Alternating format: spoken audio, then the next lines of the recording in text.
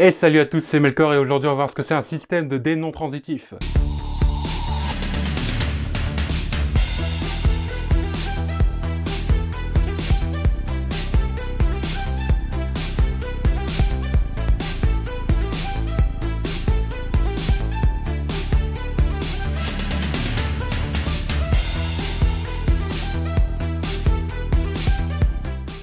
Alors, comme système de dés, on va prendre 3 dés. 3 dés qui vont être un peu différents de ceux d'habitude, puisque ça va pas être des nombres entre 1 et 6, mais entre 1 et 9. Ici, on va s'arrêter à 9, mais on pourrait encore prendre plus large si on voulait. Le premier dé, le dé A, il aura 2 faces 2, 2 faces 9 et 2 faces 4. Le dé B, il aura 2 faces 1, 2 faces 6 et 2 faces 8. Et le troisième dé, le C, il aura 2 faces 3, 2 faces 5 et 2 faces 7. On peut remarquer que si on fait la moyenne de tous ces dés, c'est-à-dire la moyenne de chaque face d'un dé, et qu'on divise par 6 évidemment, eh bien on trouve 5 à chaque fois. La moyenne de tous les dés est égale à 5. Donc les dés, sensiblement, c'est les mêmes, mais pas exactement. Et on va le voir. Jouons au jeu où il faut faire le plus grand nombre. Prenons le dé A et le dé B. Si au dé A on fait un 9, alors on a déjà une chance sur 3 de faire ce 9. C'est logique. Si on fait un 9, on a forcément gagné, vu qu'il n'y a aucun nombre plus que 9 dans le DB. Donc, on a déjà un tiers, une probabilité de 1 tiers de gagner.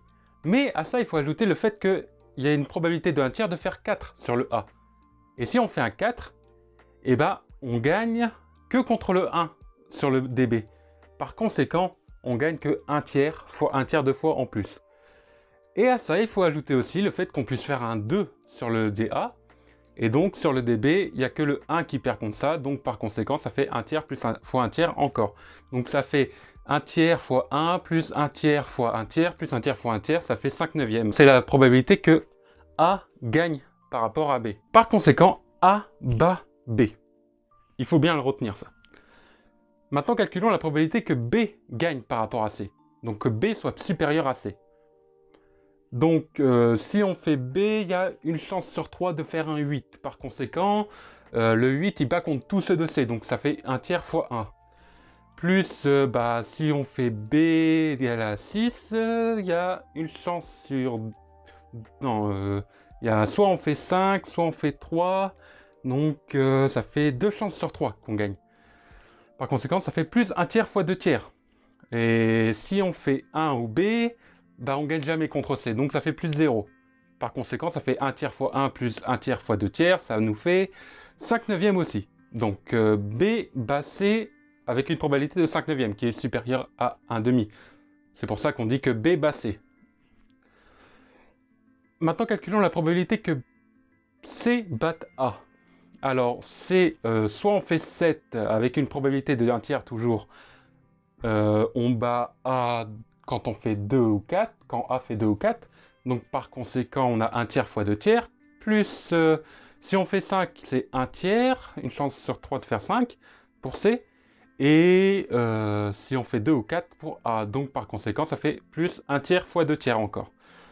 Plus combien encore? Si on fait 3, C, ça fait 1 tiers. Si on fait... On bat que si on fait 2 à A. Donc par conséquent, ça fait 1 tiers fois 1 tiers, encore ça fait... Au total, ça fait 1 tiers fois 2 tiers, plus 1 tiers fois 2 tiers, plus 1 tiers fois 1 tiers, ça fait 5 neuvièmes. Donc C bat A. Donc A bat C, B bat C, et C bat A. Et là, c'est ce qu'on appelle l'inverse de la transitivité, c'est la non-transitivité. Parce que la transitivité en mathématiques, c'est quand A bat B et que B bat C, alors A bat C. Mais là, C bat A. Voilà.